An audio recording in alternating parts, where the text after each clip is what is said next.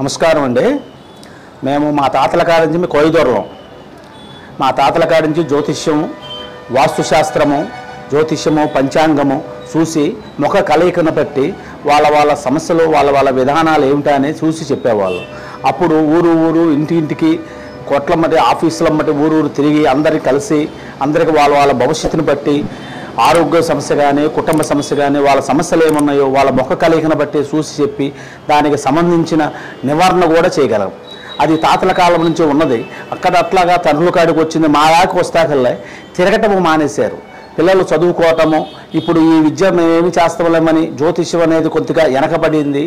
మా పిల్లలు వాళ్ళ చదువుల కోసము చదువుకొని వాళ్ళ జాబుల కోసం వాళ్ళ ప్రయత్నంలో చేస్తున్నారు, కానీ దీంట్లో లేవు. దీంట్లో మా తాతగారి నుంచి మా తండ్రి గారు వచ్చారు, మా తండ్రి గారి నుంచి నేను వచ్చాను.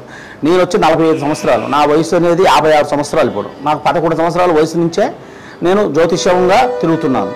జ్యోతిష్యం చెప్పటం చేయటం. ఇప్పుడు ఆఫీసులో ఇప్పటికైనా ముఖం చూసి వాళ్ళ భవిష్యత్తు వాళ్ళ జాతక పరంగా వాళ్ళకి ఏ సమస్యలు ఉన్నాయి, వాళ్ళ సమస్యకి నివర్తన ఏమి చేస్తే బాగుంటుంది, వాళ్ళ కార్యక్రమం అనేది ఎలా ఉంటుంది అన్నదాన్ని బట్టి చూసి చెప్పగలం. ఇప్పటికైనా మా దగ్గరికి వచ్చిన వాళ్ళకైనా చెప్తున్నాం.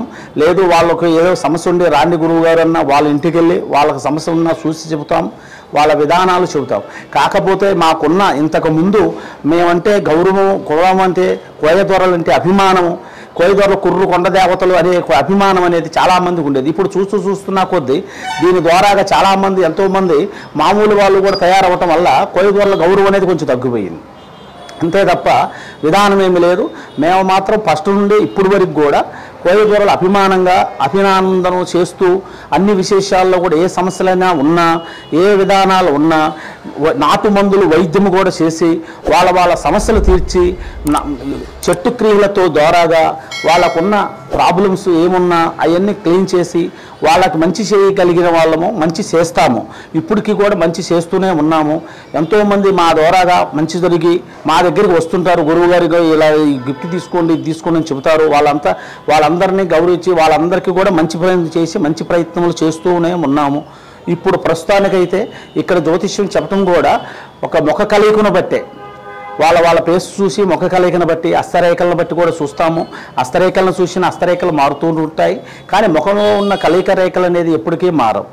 దాన్ని బట్టి వాళ్ళ భూత భవిష్యత్తు, వాళ్ళు పుట్టిన కాడించి వాళ్ళు మరణించేంత వరకు వాళ్ళ ఆయువు ప్రభావం కానీ వాళ్ళకున్న గండకాక్షరములు కానీ వాళ్ళకున్న విధానము కానీ ఎలా ఉంటుంది, వాళ్ళ సమస్య ఏమిటి, వాళ్ళ విధానం ఏంటి, వాళ్ళకి ఎప్పుడు ఏది మంచి జరుగుతుంది, లేదా ఏదన్నా ప్రాబ్లమ్స్ వస్తాయా, వాళ్ళకి ఇబ్బందులు వస్తాయా, ఆ ప్రాబ్లంకి వాళ్ళు ఏ నివారణ చేసుకోవాలి, వాళ్ళు ఎలా చేసుకోగలిగితే వాళ్ళకి మంచి జరుగుతుంది. వాళ్ళకి కానీ వాళ్ళ పిల్లలకు కానీ వాళ్ళ విద్యను కానీ వాళ్ళ కుటుంబం బట్టి కానీ వాళ్ళకి ఎన్ని రకాలకైనా ఎలా ఉండాలో వాళ్ళకు ఉన్న సమస్యను బట్టి అవన్నీ క్లీన్గా చెప్పి వాళ్ళకి అన్నీ మంచి చేసి అన్ని విధాలా కూడా వాళ్ళకి ఎటువంటి ఇబ్బందులు లేకోకుండా మంచి కార్యక్రమాలు చేయగలం.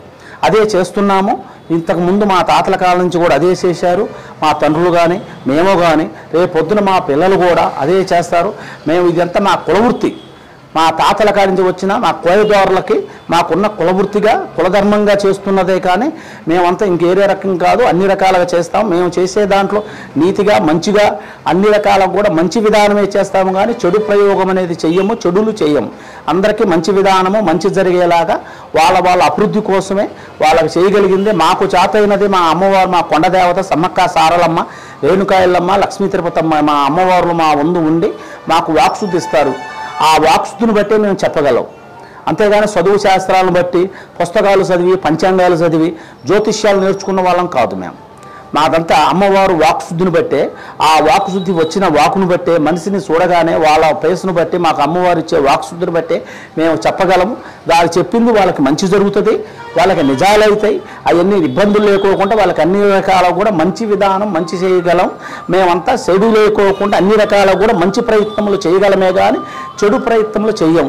అంతేగాని పంచాంగాలు చదువుకొని జ్యోతిష్యాలు నేర్చుకొని లేకపోతే గంటల పంచాంగాలని జ్యోతిష పంచాంగాలని జ్యోతిష శాస్త్రాలు నేర్చుకున్నది చదువుకున్నది కాదు. మాదంతా వాక్శుద్ధిని బట్టి, దైవ వాక్శుద్ధి మాకు అమ్మవారు ఇచ్చిన వాక్శుద్ధిని బట్టి ఆ వాకును బట్టి మేము చెప్పగలం. మాకు ఆ అమ్మవారు సమ్మక్క సారలమ్మ, రేణుకా వెల్లమ్మ, కొండ దేవతలు, మాకు లక్ష్మీ తిరుపతమ్మ తల్లులు, ఈ కనకదుర్గమ్మ, మాకు అమ్మవారు పూజలు మేము చేస్తూ ఉంటాము. ఆ అమ్మవారులే మాకు ఇచ్చే వాక్శుద్ధిని బట్టే మేము ఏ ప్రయత్నమైనా ఏదైనా కూడా చెప్పి ఎవరికైనా మంచి ప్రయత్నమో మంచి విధానాలు చెప్పగలం.